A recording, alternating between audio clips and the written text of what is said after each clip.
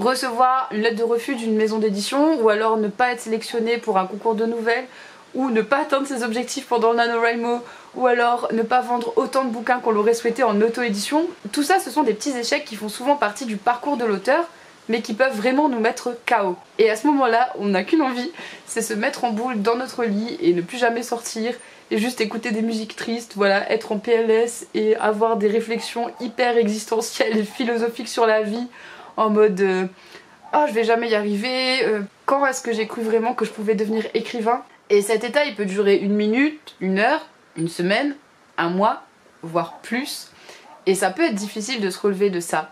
Mais en fait, à ce moment-là, au moment où vous vivez cet échec-là, il y a une ligne qui se crée entre ceux qui vont réussir un jour et ceux qui n'y arriveront jamais.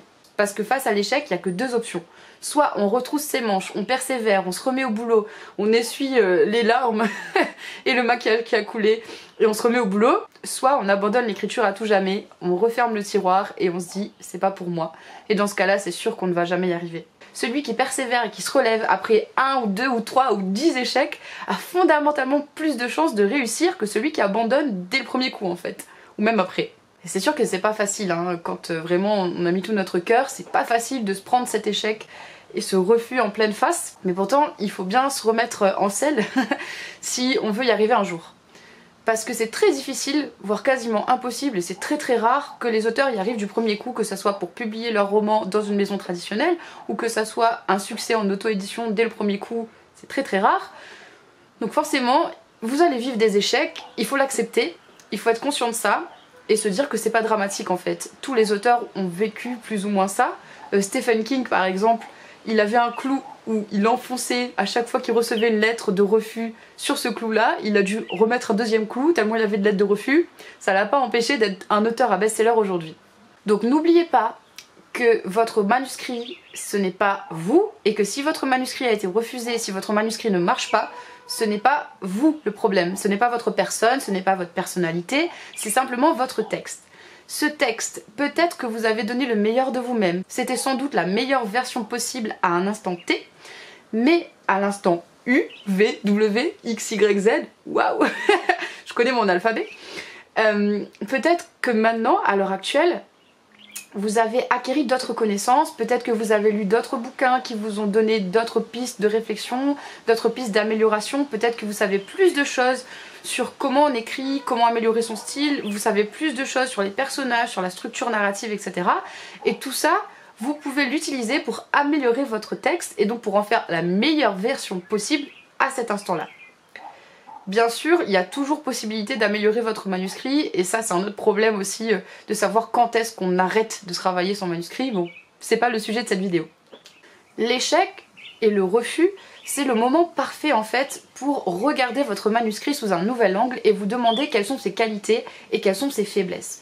Si vous avez auto-édité votre bouquin par exemple, vous pouvez aussi vous demander s'il n'y a pas un souci au niveau de la communication. Est-ce que c'est la bonne couverture, la bonne 4e de couverture? Est-ce que votre communication, votre présence sur les réseaux sociaux fonctionne? Quelle est votre stratégie en fait tout simplement de communication? Et vous demandez qu'est-ce qui pourrait être amélioré justement dans toute cette stratégie là. Et vous demandez qu'est-ce qui pourrait être amélioré pour servir au mieux votre manuscrit. Et si vous avez eu un refus d'une maison d'édition, pareil, regardez votre manuscrit sous un autre œil. Si vous avez eu la chance d'avoir un refus argumenté, prenez en compte les retours de la maison d'édition qui peuvent parfois être dits assez crûment, mais s'ils ont pris le temps de lire votre manuscrit et de vous faire des retours, en soi c'est déjà un cadeau parce que la plupart des auteurs reçoivent des lettres type. Si vous n'avez pas reçu de feuilles détaillées, de retours détaillés de la part d'une maison d'édition, demandez-vous quand même qu'est-ce que vous pouvez faire pour rendre votre manuscrit irrésistible. Que la maison d'édition qui vous a rejeté s'en morde les doigts presque, et que par exemple si vous vous faites publier par une autre maison d'édition après, voilà, qui s'en mordent les doigts quoi.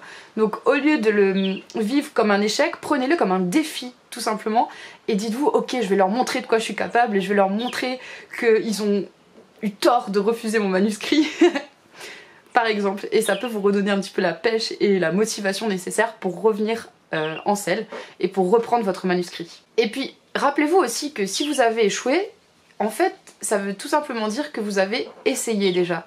Et ça, il y a plein de gens qui n'osent même pas le faire, c'est-à-dire qu'il y a plein de gens qui ont des rêves, qui ont des envies, qui ont des projets, mais qui justement par peur de l'échec n'osent pas sortir de leur zone de confort, n'osent pas essayer et donc ne prennent pas ce risque-là. Si vous avez échoué, ça veut dire que vous avez pris un risque déjà, que vous êtes sorti de votre zone de confort. Et ceux qui ne prennent pas du tout ce risque-là, d'accord, ils ne vont pas échouer, mais ils risquent pas d'y arriver non plus. J'espère que cette vidéo vous a remotivé. Si c'est le cas, n'hésitez pas à me le dire dans les commentaires et dites-moi aussi comment vous faites quand vous avez une baisse de motivation, comment vous gérez l'échec et le refus, si vous en avez déjà vécu, si au contraire vous n'osez pas encore sortir de votre zone de confort et donc de vous confronter à l'échec. Si cette vidéo vous a plu, n'hésitez pas à mettre un pouce bleu, à la partager avec des gens qui peut-être ont vécu un échec récemment ou un refus. N'hésitez pas à vous abonner à la chaîne si ce n'est pas déjà fait. En attendant, je vous dis à la semaine prochaine, écrivez bien et prenez soin de vous aussi.